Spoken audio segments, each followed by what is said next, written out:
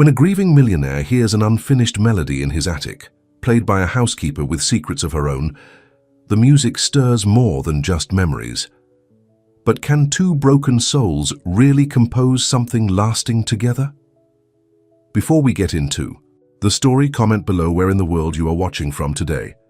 Camille Ross pulled her old station wagon into the long, winding driveway of the Dane estate.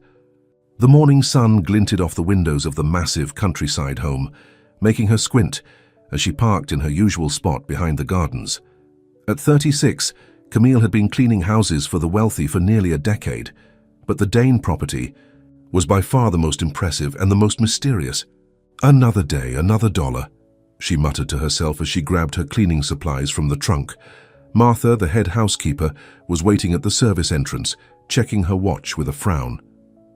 "You're cutting it close, Camille. Mr. Dane is particular about schedules." Traffic was backed up on the highway, Camille explained, tucking a loose strand of her chestnut hair behind her ear. "Has anyone ever actually seen Mr. Dane? 3 months I've been working here and not even a glimpse." Martha lowered her voice. "That's how he wants it. He values his privacy. And remember, the main level is your responsibility, nothing else, especially not the attic." "The forbidden zone," Camille joked. Martha didn't smile. "Just do your job and don't ask questions. That's why you're still here when the last 3 cleaners were let go."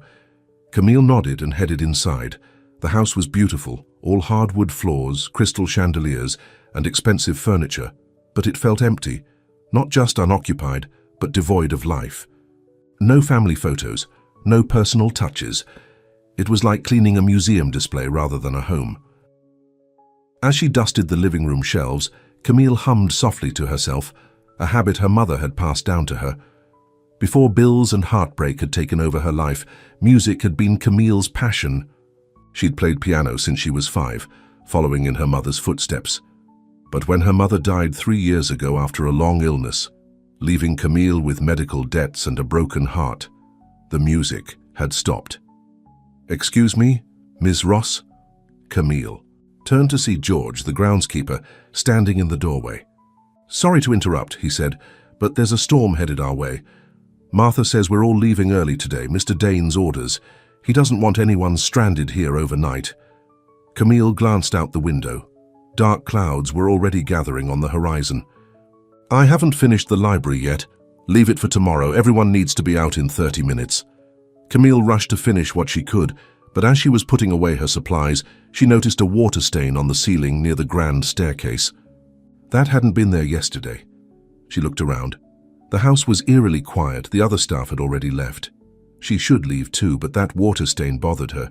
If there was a leak and it damaged anything expensive, she'd probably be blamed.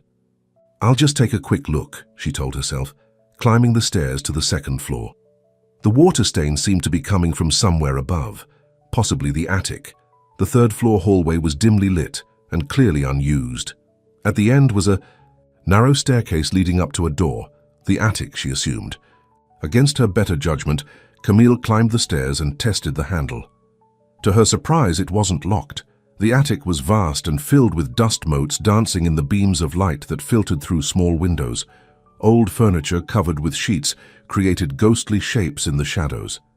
But what caught Camille's eye was in the center of the room, a large object covered with a faded sheet. She approached it slowly, pulled by curiosity. When she carefully lifted the corner of the sheet, her breath caught in her throat. A grand piano, beautiful despite the layer of dust covering its gleaming black surface. Without thinking, Camille pulled the sheet off completely and sat on the bench. Her fingers hovered over the keys as memories flooded back, her mother guiding her small hands over the piano, teaching her a simple melody as they sat side by side. "Just a few notes," she whispered to herself. "No one will know." She pressed down gently, wincing at how out of tune the piano was. But still, the notes rang out in the silent attic. Slowly, her fingers remembered the melody her mother used to hum while folding laundry. Something soft, slightly melancholy and unfinished, just like the memory itself. Lost in the moment, Camille didn't hear the footsteps on the stairs.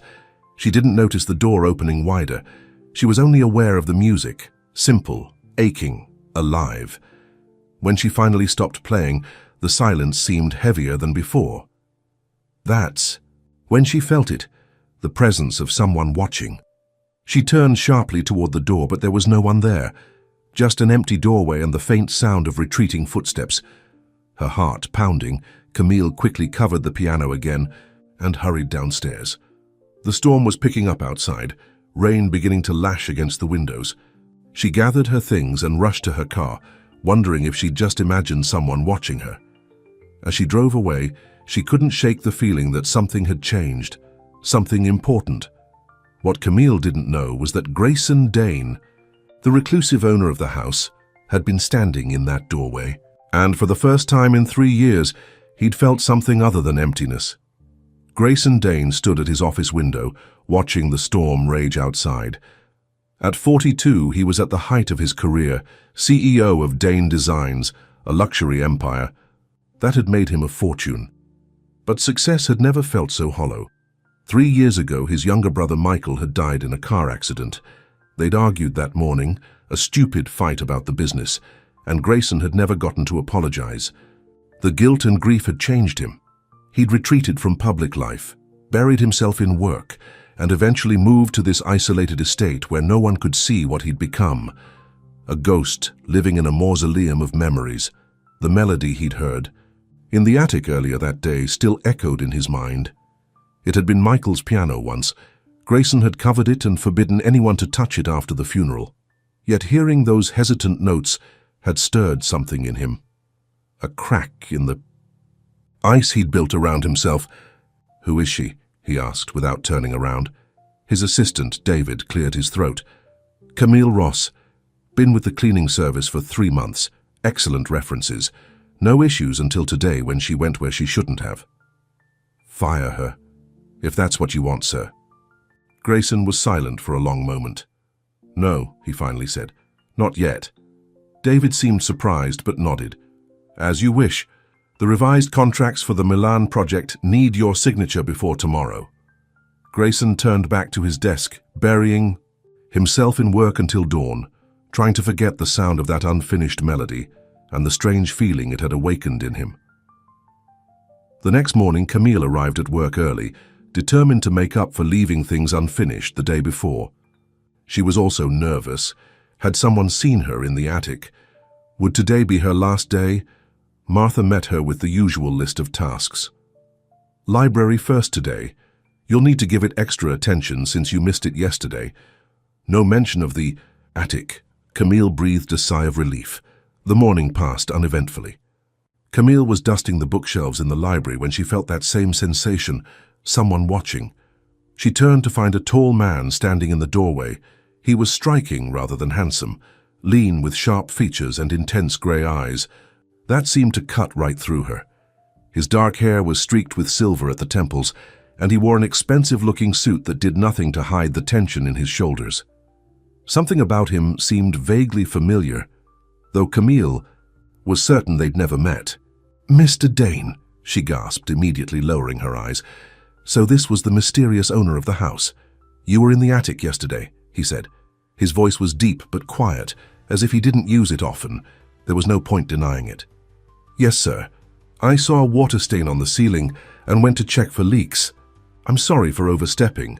And the piano." Camille's cheeks burned with embarrassment. "That was inexcusable. I understand if you want me to leave." Grayson studied her for a long moment. "What was that song?"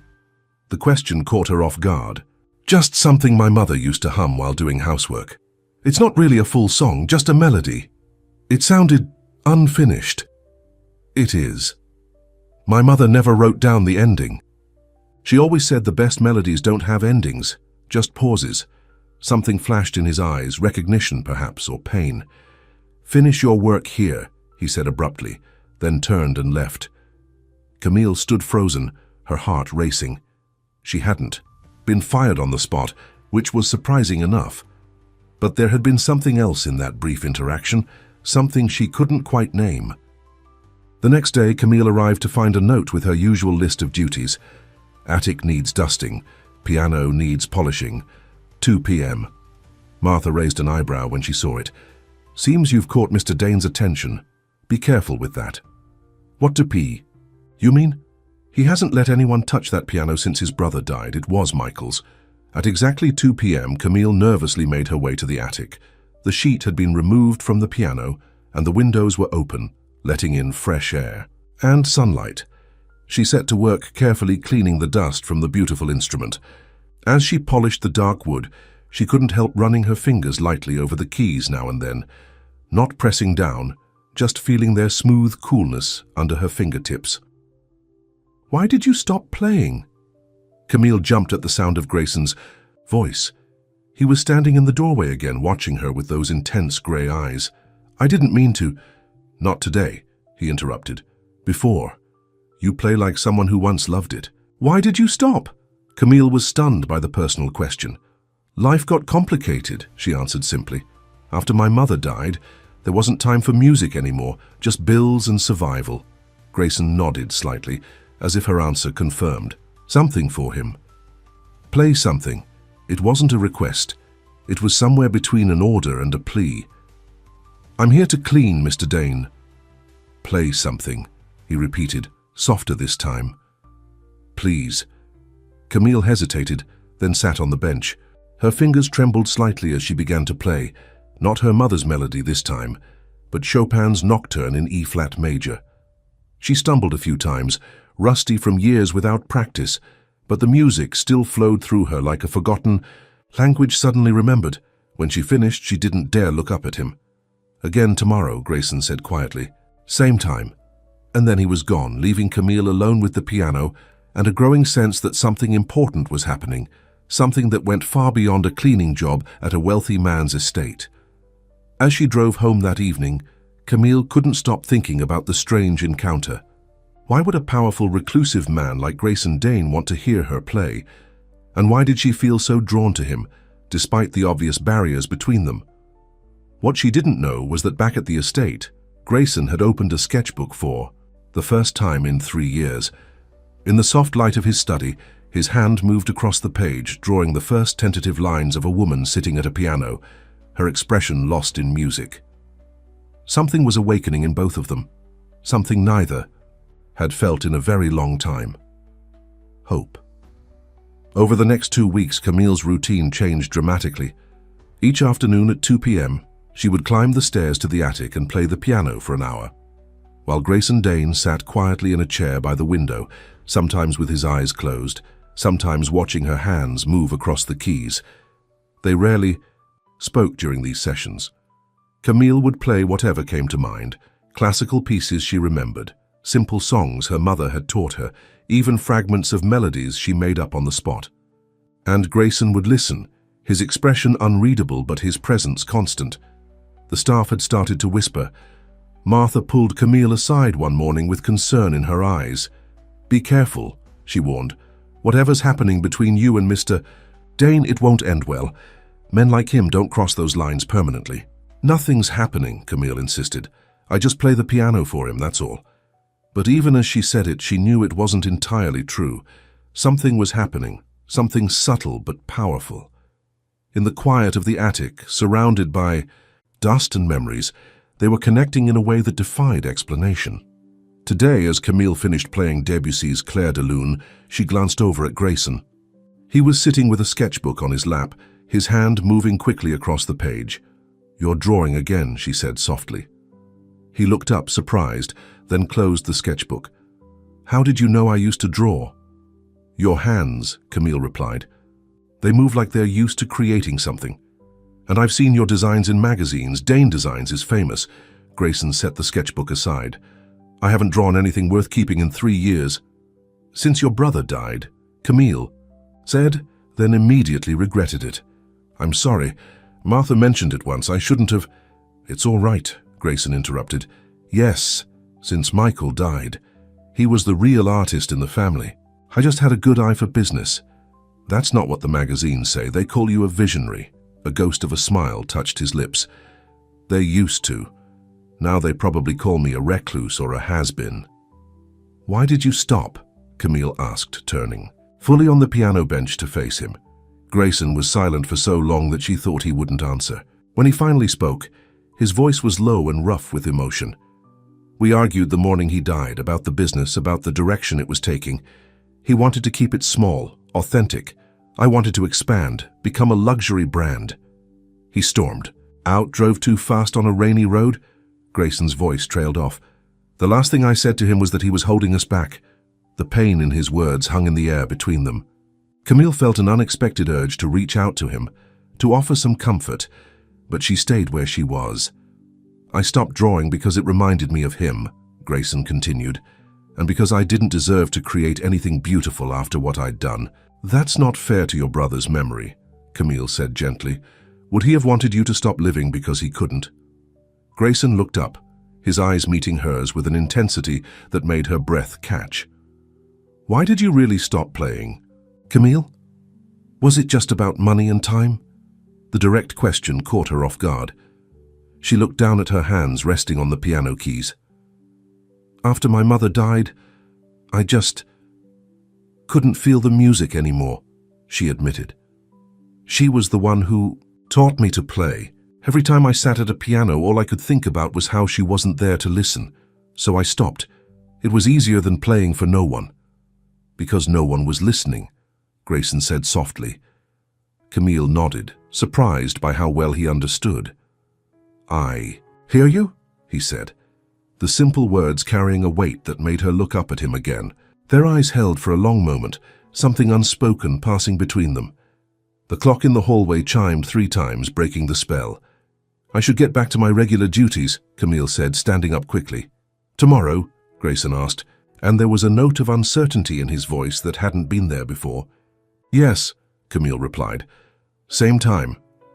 As she headed downstairs, her heart was beating faster than usual. Something had shifted between them today. The careful distance they'd maintained was beginning to close, and that both thrilled and terrified her. The next day, Camille arrived at the estate to find the staff in a flutter of activity. What's going on? She asked Jenny, one of the kitchen helpers, who was rushing past with a tray of coffee. Mr. Dane's brother-in-law is here, Jenny whispered excitedly. Richard Foster. He runs the business with Mr. Dane. Apparently there's some big crisis that needed Mr. Dane's immediate attention. Camille felt a twinge of disappointment.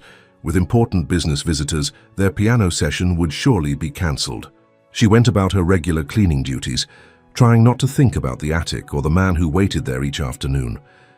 As she was vacuuming the main hallway, voices drifted from Grayson's office, raised voices that were clearly in the middle of a heated argument. You can't keep hiding out here, Gray, a man's voice insisted. The board is getting restless. Competitors are circling. We need you back in New York. The company is doing fine without me there, Grayson replied, his voice cooler than the other. Man's. That's why I made you COO, Richard. It's not just about the business, Richard said, his tone softening slightly. It's about you. Elise is worried sick about her brother. We all are. It's been 3 years, Gray. Michael wouldn't have wanted this for you. Don't tell me what Michael would have wanted, Grayson snapped. Camille moved further down the hall, not wanting to eavesdrop any more than she already had. But as she worked, she couldn't help wondering about Grayson's life before grief had driven him into isolation. He must have been different once, more alive, less guarded. When 2 p.m. came, Camille hesitated. Should she go to the attic as usual, or would Grayson be too busy with his visitor? Finally, she decided to at least check. To her surprise, when she reached the attic, Grayson was already there, sitting at the piano himself, his fingers hovering over the keys without touching them. I wasn't sure you'd come, he said without looking up. I wasn't sure you'd be here, she replied, staying by the door. Your brother-in-law, Richard, has gone back to New York, Grayson interrupted. With nothing resolved as usual, Camille approached the piano slowly. He seems concerned about you.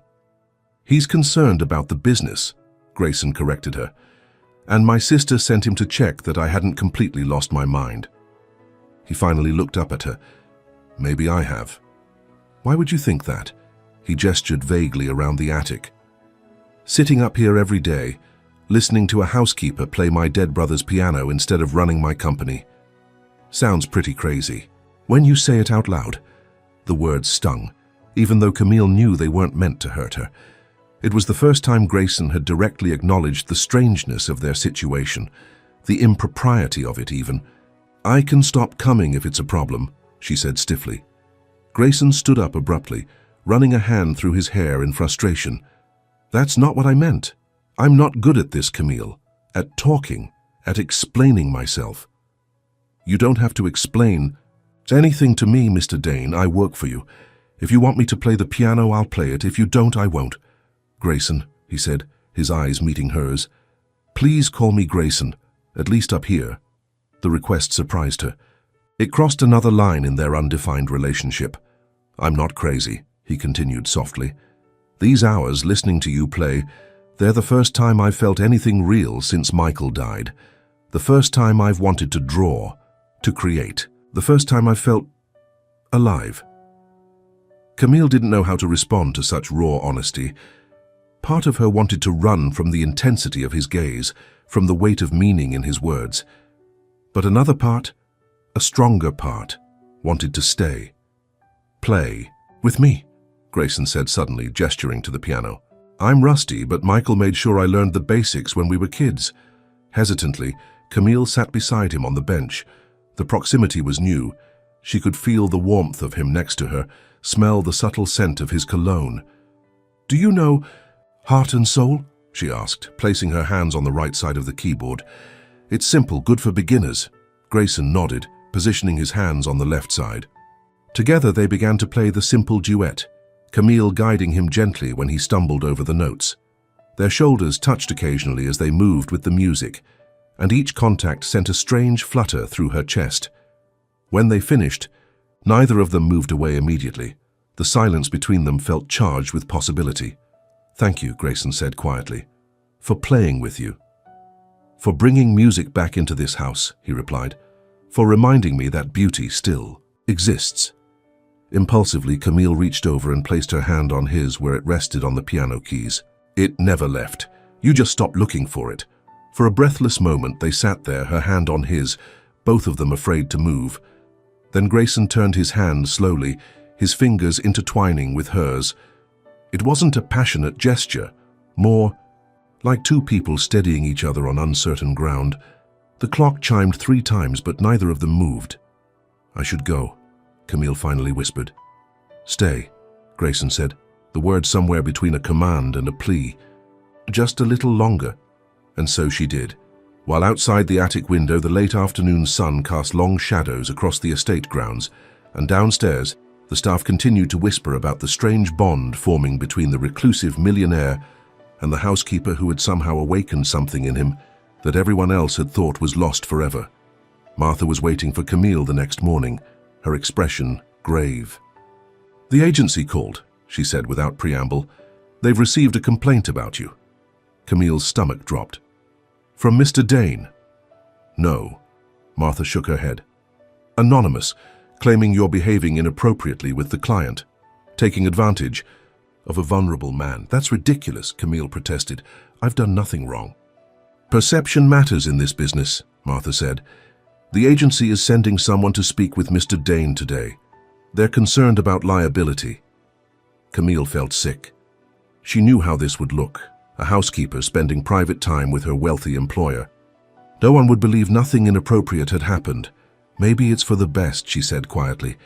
"I can find another job." Martha's expression softened slightly.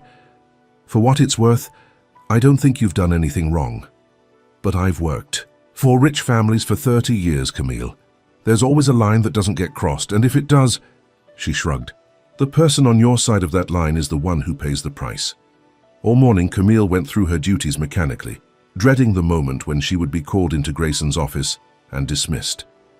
By noon, she had decided that the best thing would be to leave on her own terms before she could be fired. She wrote a short note explaining her decision and left it on the piano in the attic. It was better this way, she told herself. Whatever had been developing between them could never have lasted. Martha was right. People like Grayson Dane didn't cross those lines permanently. As she was gathering her things to leave, David, Grayson's assistant, found her. "Mr. Dane wants to see you in his office," he said, his expression carefully neutral. With a heavy heart, Camille followed him. This was it. The end of whatever strange dream she'd been living in for the past few weeks. When she entered the office, Grayson was standing by the window, his back to her. A woman in a business suit sat across from his desk, a folder open in front of her. "Miss Ross," the woman said, "I'm Patricia Williams from Elite Household Services. I believe we need to discuss your position here." Camille straightened her shoulders, determined to maintain her dignity. "I understand. I was just leaving." Grayson turned around at that, his eyes finding hers. "No, you weren't." The certainty in his voice surprised her. "Mr. Dane has explained the situation to me," Patricia said, closing her folder. "He's made it clear that your musical sessions are part of your employment here, a specific service he's requested. As such, there's no violation of agency policy." "I don't understand," Camille said, looking from Patricia to Grayson in confusion. "I've also informed Ms. Williams that, should the agency have any further concerns about your role here, I'll simply hire you directly," Grayson added, "with a significant increase in salary." Patricia stood up, clearly uncomfortable. "As long as both parties are satisfied with the arrangement, the agency has no objection." "Good day, Mr. Dane, Miss Ross." After she left, Camille stared at Grayson in disbelief. "Why did you do that?" "Because I read your note," he replied, taking a folded piece of paper from his pocket, the goodbye she'd left in the attic. "And I'm not ready for you to leave." "This can't work," Camille said, though her heart was racing at his words. "You know it can't. We're from different worlds, Grayson." "Maybe that's exactly why it can work," he said, taking a step toward her. "You see me, Camille.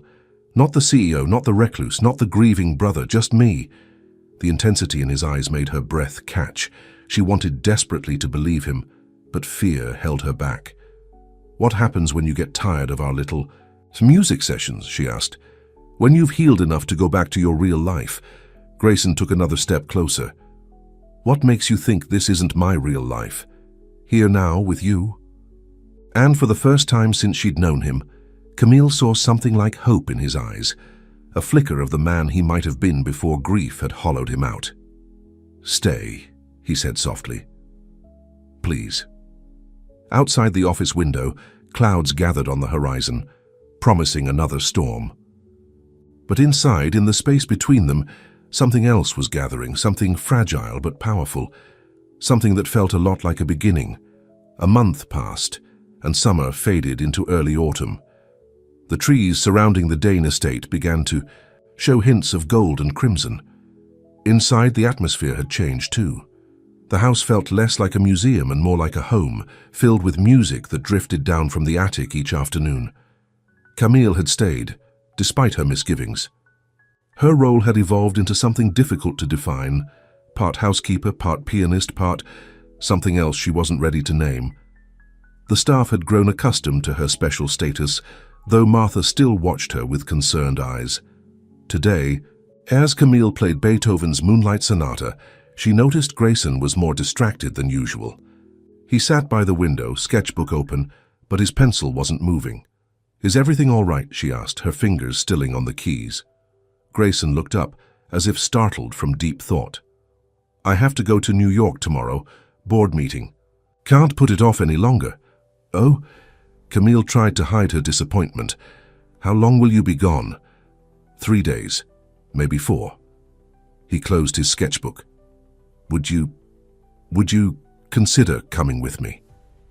The question hung in the air between them, weighted with implications. This wasn't about playing the piano anymore. This was about crossing another line. "As what?" Camille asked quietly. Grayson ran a hand through his hair, a gesture she'd come to recognize as a sign of his discomfort. "I don't know. As yourself. As the person who makes me feel like I can face that boardroom again. I can't just leave my responsibilities here," she said, though her heart was racing at the thought. "Martha can manage without you for a few days. I'll double her pay." "That's not the point, Grayson." Camille stood up from the piano bench. "What you're asking, it changes things." He stood too, moving toward her with an intensity in his eyes that both thrilled and frightened her. "Things have already changed, Camille. You know that as well as I do." She did know. Every day the careful boundaries between them had blurred a little more. Their shared music had become a language, a way of speaking without words about things. Neither of them was ready to say aloud, "I can't go to New York with you," she said finally. "Not like this, not without knowing what this is." "This?" Grayson gestured between them. "I don't have a name for it either. I just know that when I'm with you, I remember who I used to be, who I could be again." "That's not enough," Camille replied, her voice gentle but firm. "I've spent 3 years rebuilding my life after losing my mother. I can't risk everything for something that might just be healing for you." Pain flashed across Grayson's face. "Is that what you think this is? Therapy?" "I don't know what this is," she admitted. "That's the problem." The clock chimed 3 times, but unlike their usual sessions, the sound felt like an ending rather than just a pause. "I should go," Camille said, moving toward the door. Grayson didn't try to stop her. "I'll be back on Friday," he said as she reached the doorway. "The piano will be waiting." She glanced back at him, standing alone by the window with the late afternoon sun casting shadows across his face. "So will I," she promised softly. The house felt empty without Grayson.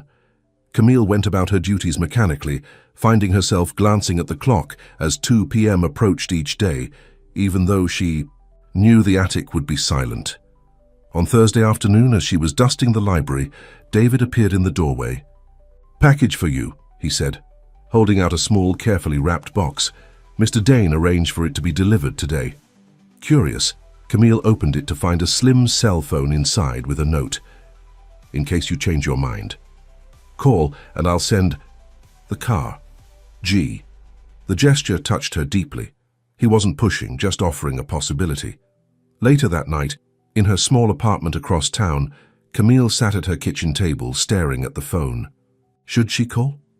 Part of her wanted to, the part that had been waking up again since she'd met Grayson, the part that remembered what it felt like to want something beyond just getting through each day. But another part, the cautious part that had protected her through years of disappointment, held her back. Wealthy men didn't fall in love with housekeepers, except in fairy tales and romance novels, and Camille had stopped believing in those long ago. She was still debating with herself when the phone rang in her hand, startling her. Grayson's name flashed on the screen. "Hello?" she answered, her voice shakier than she intended. "I'm sorry if I woke you," Grayson said. "I just wanted to hear your voice." The simple honesty of his words made her throat tight with emotion. "You didn't wake me. I was thinking about you, actually." "Good thoughts, I hope." "Confused thoughts," she admitted. "This is all so unexpected." "For me too," Grayson said. "I didn't plan any of this, Camille. When I hired a new housekeeper, I wasn't looking for—" He paused. "For whatever this has become." In the background, she could hear the sounds of New York traffic. She imagined him standing at a hotel window, looking out at the city lights. "How is the board meeting?" she asked, changing the subject to safer ground. Contentious. She could hear the tension in his voice. "They want me to sell the company, take the money and walk away." "Is that what you want?" "A month ago I might have said yes," Grayson replied, "but now I'm not so sure. There was a time when I loved building this business, when it wasn't just about the money." "What changed?" "Me," he said simply. "After Michael died, I couldn't see the point anymore, but lately I've been remembering." They talked for nearly an hour, about his meetings, about the estate, about nothing and everything. It was easier somehow, with the distance between them, to speak openly. "Play something for me," Grayson said eventually. "Before I let you go." "I don't have a piano here," Camille replied, looking around her modest apartment. "Sing, then," he suggested. "I've never heard you sing." "I'm not very good," she protested, embarrassed. "Please," he said, and there was that note in his voice again, the one she couldn't refuse. So Camille sang softly into the phone, her mother's unfinished melody, the one she'd played that first day in the attic.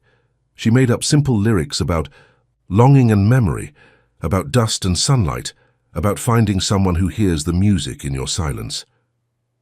When she finished, Grayson was quiet for so long that she thought the call might have dropped. "Grayson, are you still there?" "I'm here," he said, his voice rough with emotion. "That was beautiful."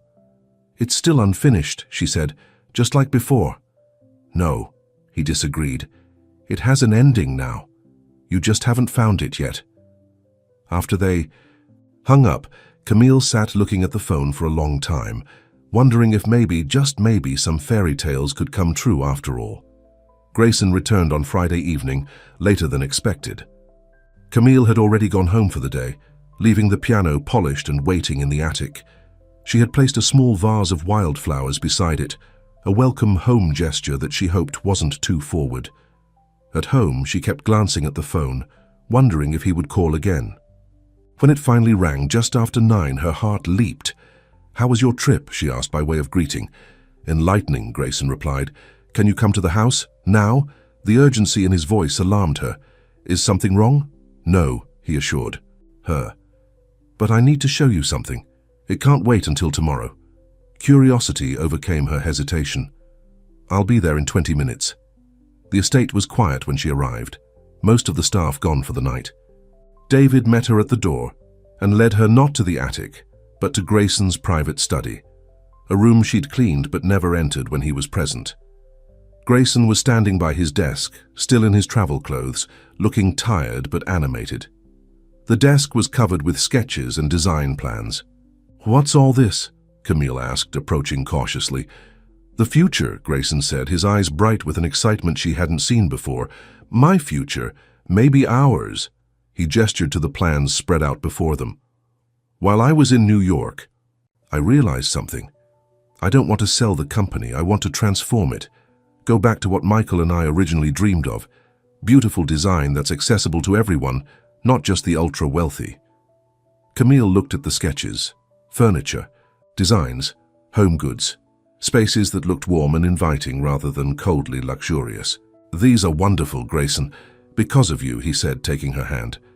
"You reminded me that beauty doesn't have to be expensive or exclusive to be meaningful, that sometimes the most profound moments happen in dusty attics, not marble boardrooms."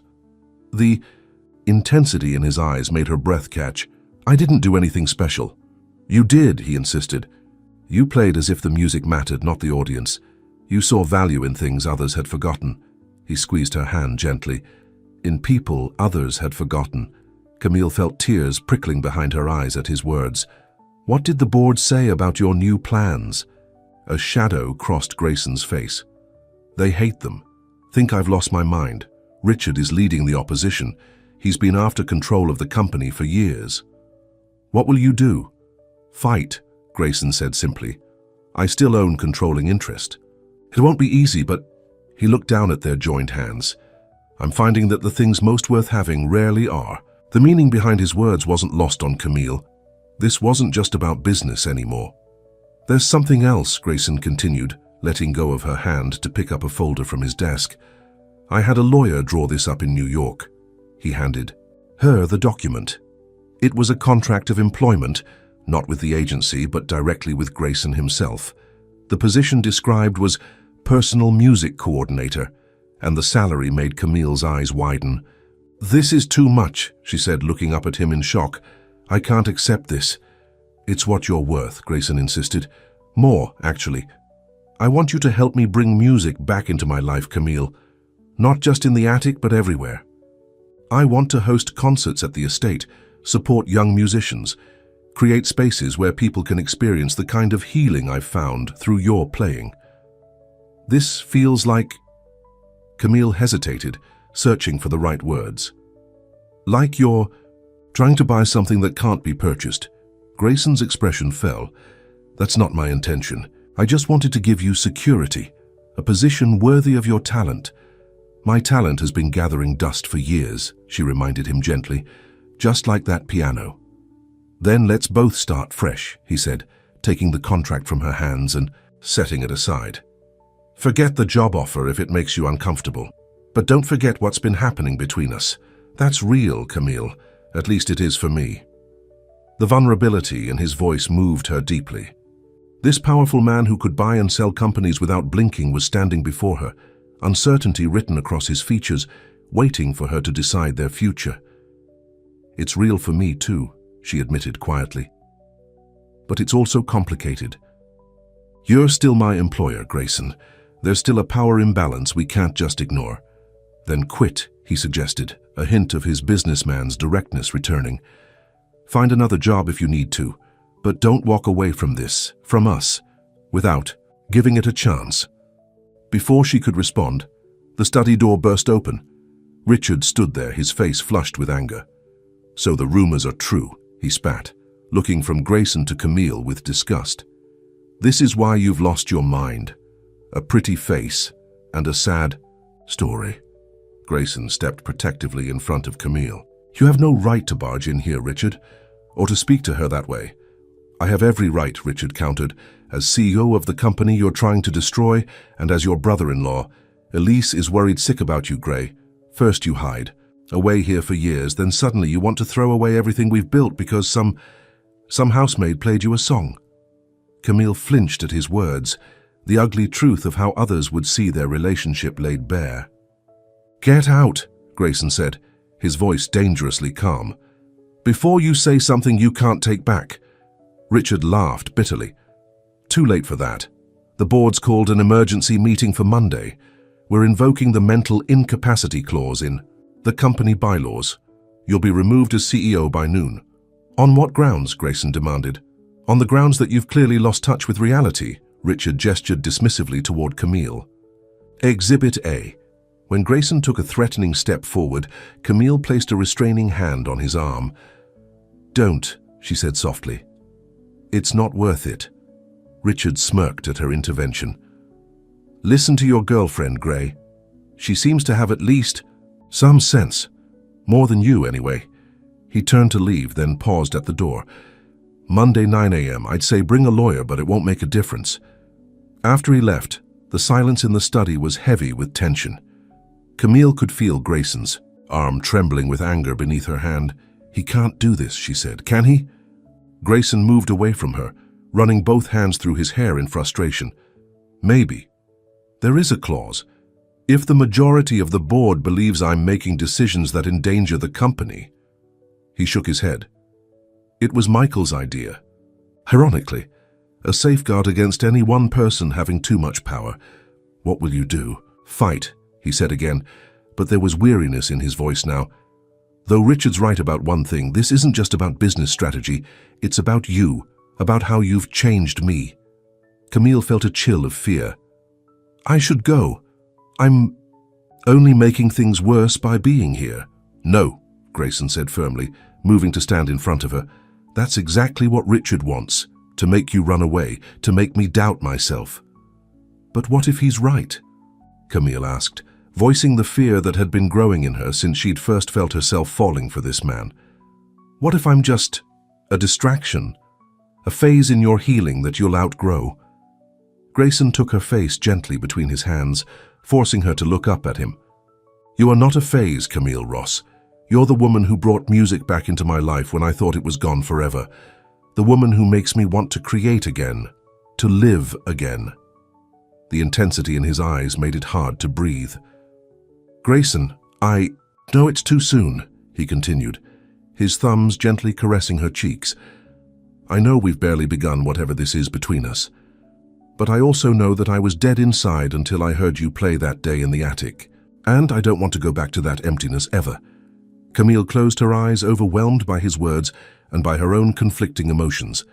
Part of her wanted to pull away, to protect herself from the inevitable heartbreak that would come when he realized their worlds were too different to merge.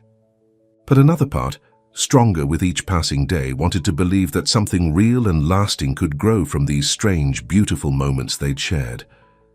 "I'm scared," she whispered, opening her eyes to look up at him. "So am I," he admitted. "But I'm more afraid of losing you than of anything Richard or the board can do to me." Slowly, giving her every chance to pull away, Grayson lowered his head until his lips were just inches from hers. "Tell me to stop," he murmured, "and I will." But Camille didn't want him to stop. Despite every rational voice in her head warning her against it, she closed the distance between them, pressing her lips to his in a kiss that felt like coming home, and stepping off a cliff all at once. His arms encircled her waist, drawing her closer as the kiss deepened. All the music they'd shared, all the words unspoken, seemed to pour into that single moment of connection.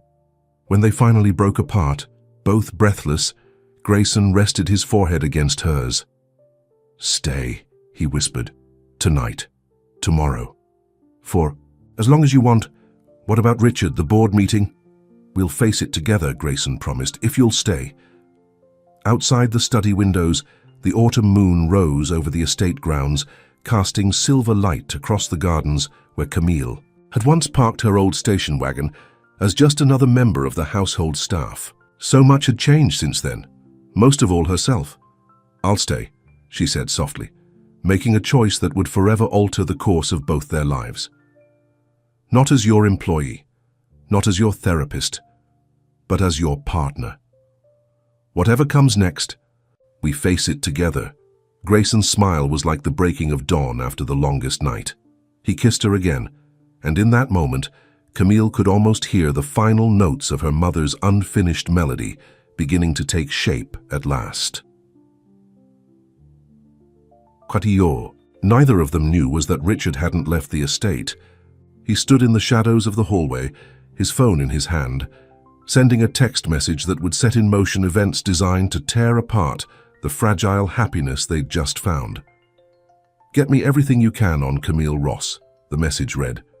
Everyone has secrets. Find hers. The weekend passed in a blur of emotion for Camille and Grayson. With Monday's board meeting looming over them, they spent every moment together, talking, planning, and sharing the kind of intimate details of their lives that they'd both kept locked away for years. Camille told Grayson about her childhood, with a single mother who worked 3 jobs but always made time for music, about the scholarship she'd almost received to study piano at Juilliard before her mother's illness changed everything, about the crushing medical debt that had forced her to abandon her dreams and take whatever work she could find. Grayson shared stories of his brother Michael, their childhood adventures, their shared vision for the company, and the guilt that had consumed him after Michael's death.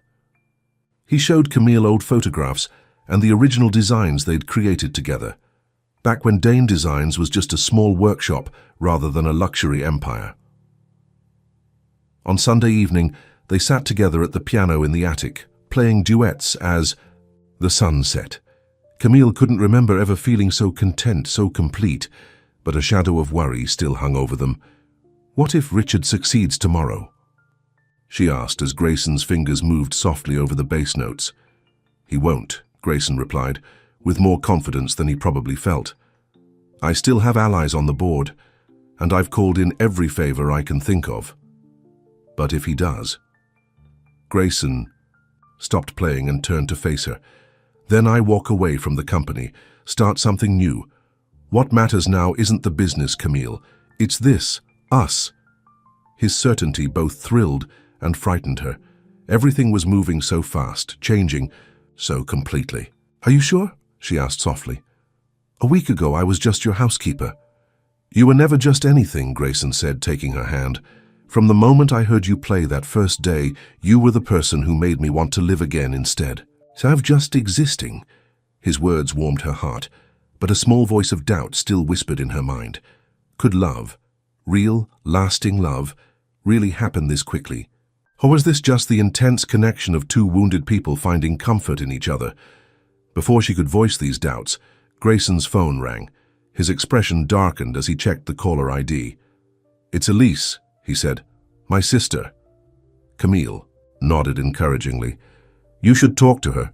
Grayson answered the call, his voice guarded. Elise, what can I do for you? Even from where she sat, Camille could hear the woman's agitated voice through the phone. Grayson's face grew increasingly tense as he listened. Richard told you what? He finally interrupted. No, that's not. Elise, you need to hear my side of this. He paused, listening again. Fine, if you want to meet her, come to the house now, see for yourself. After hanging up, Grayson looked troubled. My sister's on her way. Richard has filled her head with all sorts of nonsense about you taking advantage of me, about me having some kind of breakdown. Maybe I should go, Camille suggested, suddenly anxious about meeting Grayson's sister under these circumstances. No, Grayson said firmly. I want Elise to meet you, to see what I see when I look at you. An hour later, Elise Dane Foster arrived at the estate. She was tall and elegant like her brother, with the same piercing grey eyes, but her expression was cold and suspicious as David showed her into the living room where Grayson and Camille waited. So this is her, Elise said without preamble, looking Camille up and down as if assessing a questionable purchase. The housekeeper who's convinced my brother to throw away everything he's worked for. Elise, Grayson warned, that's enough. It's... All right, Camille said, stepping forward with her hand extended. I'm Camille Ross. It's nice to meet you, Mrs. Foster, though I wish it were under better circumstances. Elise ignored the outstretched hand. Save the pleasantries. I want to know what your game is. What do you want from my brother? Money, status, a quick marriage, and an even quicker divorce? Elise, Grayson's voice was sharp with anger. You have no right to speak to Camille that way in my house. Someone needs to speak the truth, Gray, Elise shot back, since you've clearly lost all perspective. First you hide away for years, then suddenly you're throwing away the company over some fling with the help. Camille felt each word like a physical blow, but she kept her composure. Mrs. Foster, I understand your concern for your brother, but I assure you I have no ulterior motives. I care deeply for Grayson. Of course you do, Elise said sarcastically. I'm sure it has nothing to do with his money or his name. That's enough, Grayson stepped between them. Camille has never asked me for anything, Elise. Not money, not position, nothing. In fact, she refused a job offer that would have set her up for life. If anyone has been taking advantage in this relationship, it's me. His defense touched Camille deeply, but she could see that Elise remained unconvinced. Richard told me about your little musical sessions, Elise said, her voice dripping with disdain. Using Michael's piano, no less. How could you, Gray? It's like you're desecrating his memory. Pain flashed across Grayson's face, but before he could respond, Camille spoke up. Your brother Michael loved music, didn't he? She asked quietly. The question seemed to catch Elise off guard. Yes, he was very talented, and he shared that love with Grayson, Camille continued, taught him to play when they were children. What's your point? Elise demanded. My point is that music isn't desecration, it's commemoration. Every time Grayson touches those keys, he's honoring his brother's memory, not disrespecting it. Something in Camille's words seemed to reach Elise. Her harsh expression softened almost imperceptibly. Play something, she said suddenly. If music is so important to both of you, play something for me. Grayson looked at Camille, who nodded. Together they moved to the grand piano in the corner of the living room, not Michael's piano from the attic, but still a beautiful instrument. They sat side by side on the bench, and after a moment of silent communication, began to play a piece they'd been practicing together. Mozart's sonata for 4 hands in D major. Their fingers moved in perfect synchronization, the melody flowing between them as naturally as breath. As they played, Camille glanced at Elise and saw something unexpected on her face, recognition. Not of the music itself, but of the connection between the players, the way they anticipated each other's movements, the way they created something beautiful together. When they finished, the room was silent for a long moment. Michael would have liked that, Elise finally said, her voice softer than before. He always said you played too technically, Gray, too perfectly, but not anymore. She looked at Camille with new eyes. You've changed him.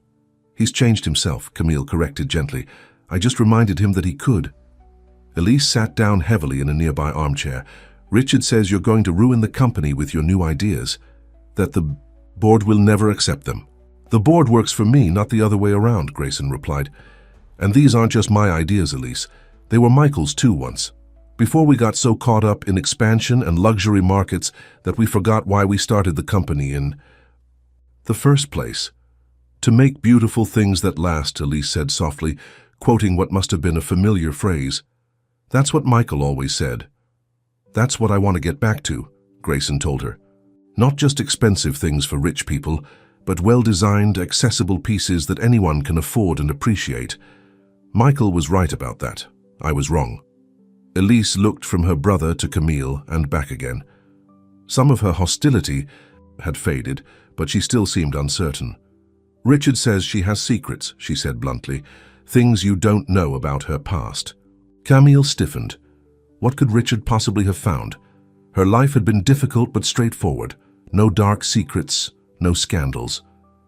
We all have things in our past we'd rather not discuss, Grayson said, his hand finding Camille's and squeezing, reassuringly. But nothing Richard digs up will change how I feel about Camille. Elise stood up, straightening her expensive jacket.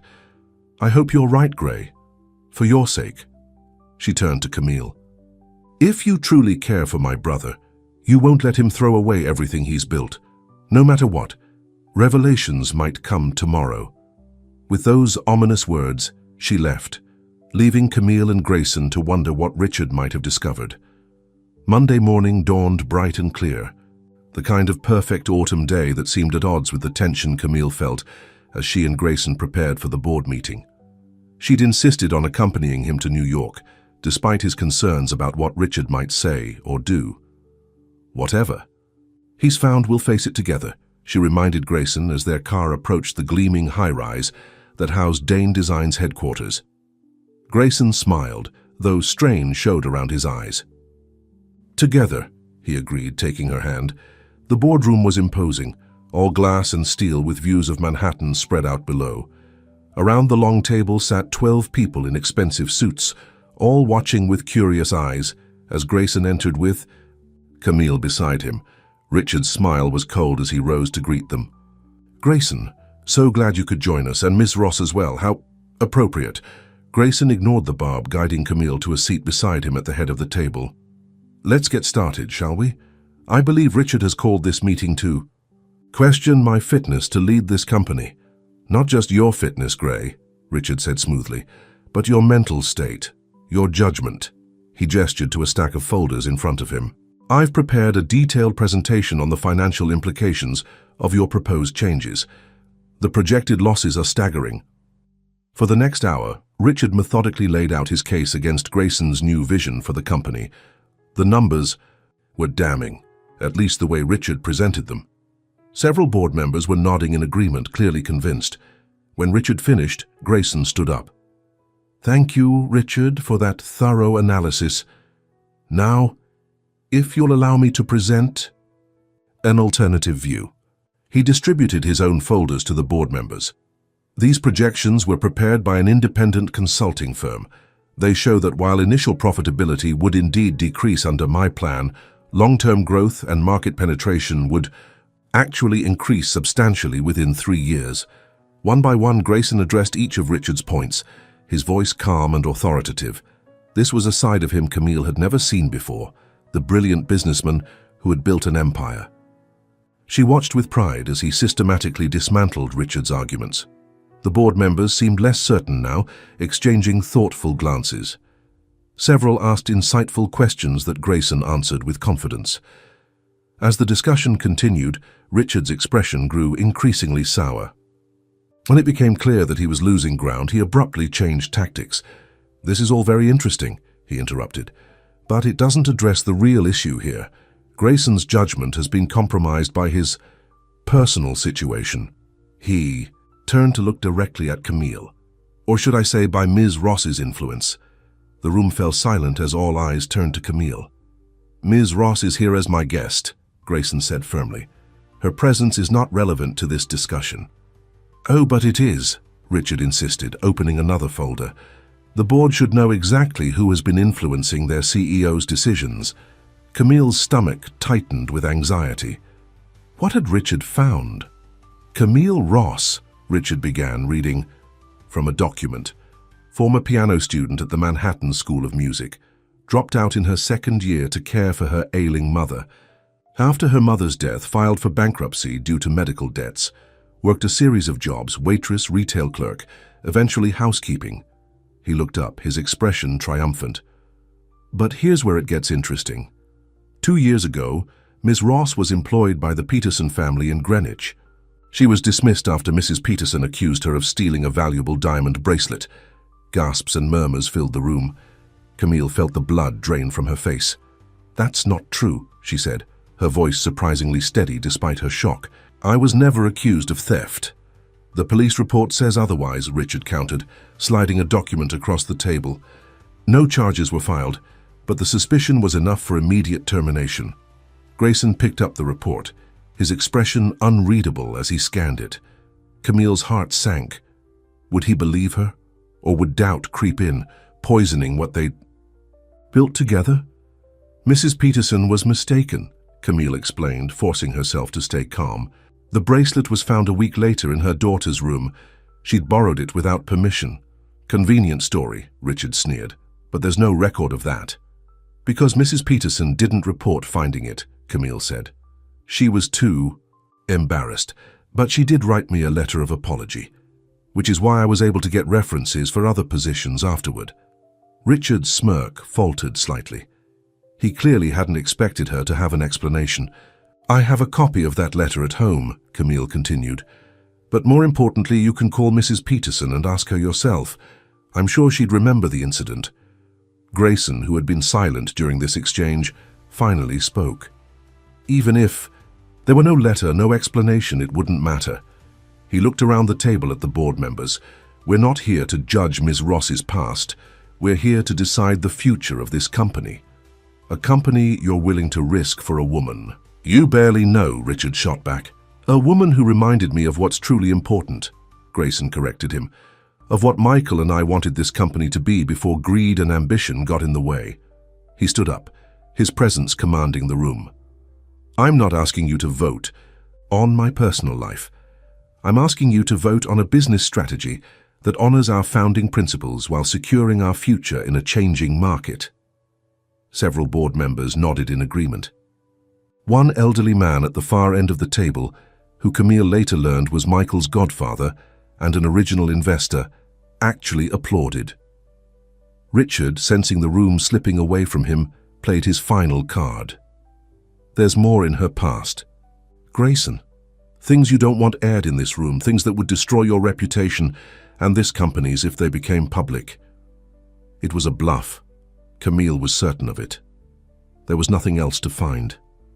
But the naked threat, the attempt to intimidate her in front of all these people, ignited something in her that had been dormant for too long. She stood up, her eyes fixed on Richard. Mr. Foster, I came from nothing. I lost everything I loved and had to rebuild my life from scratch. There is nothing in my past that I'm ashamed of, nothing I wouldn't willingly share with Grayson or anyone else in this room. Her voice grew stronger as she continued. But I wonder, could you say the same? Are you so desperate to control this company that you'd resort to threats and fabrications? The directness of her question left Richard momentarily speechless. His eyes darted around the table, finding more hostile than sympathetic faces among the board members. I think we've heard enough, said the elderly man at the end of the table. I move that we vote on Grayson's proposal immediately. I second that motion, said a woman to his right. The vote, when it came, was decisive, 9-3 in favor of Grayson's new direction for the company, with Richard and his two closest allies the only dissenters. Thank you for your confidence, Grayson said when the results were announced. And now I have one more item of business. He turned to Richard.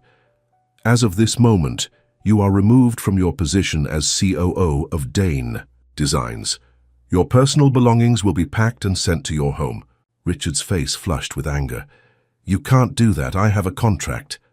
A contract that includes a morality clause, Grayson replied calmly. Using company resources to investigate a private citizen, attempting to blackmail me and Ms. Ross.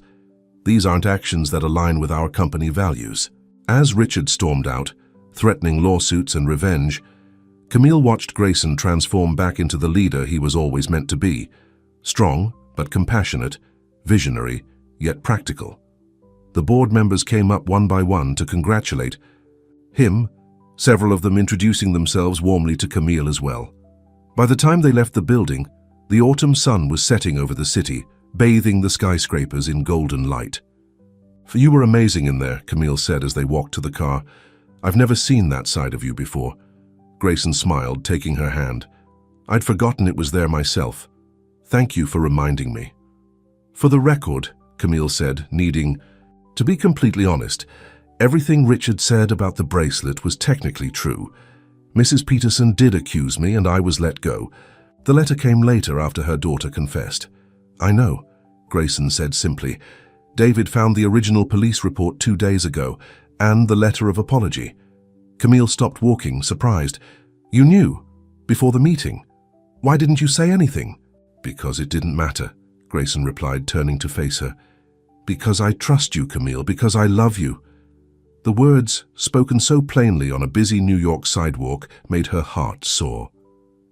"I love you too," she said, and it felt like the most natural truth she'd ever spoken. Grayson's smile was brighter than she'd ever seen it. "Then I have one more question for you." He reached into his pocket and pulled out a small box. "Grayson," Camille breathed, her eyes widening. "It's too soon."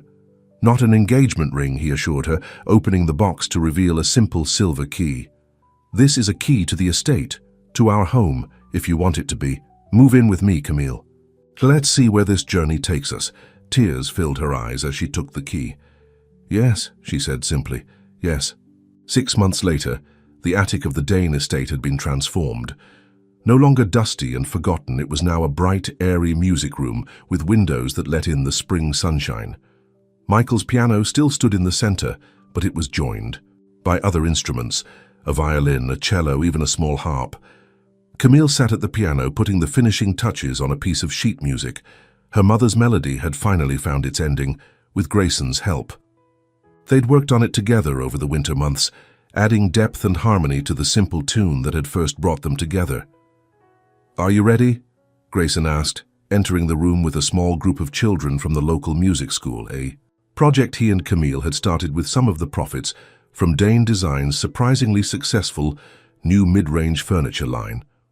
"Almost," Camille replied, making one final notation on the page. "There. Dust and Sunlight is officially complete." One of the children, a shy girl of about 10, approached the piano. "Will you play it for us, Ms. Ross, before we start our lesson?" Camille smiled at Grayson over the child's head. "I think we should play it together, don't you? It's a duet, after all."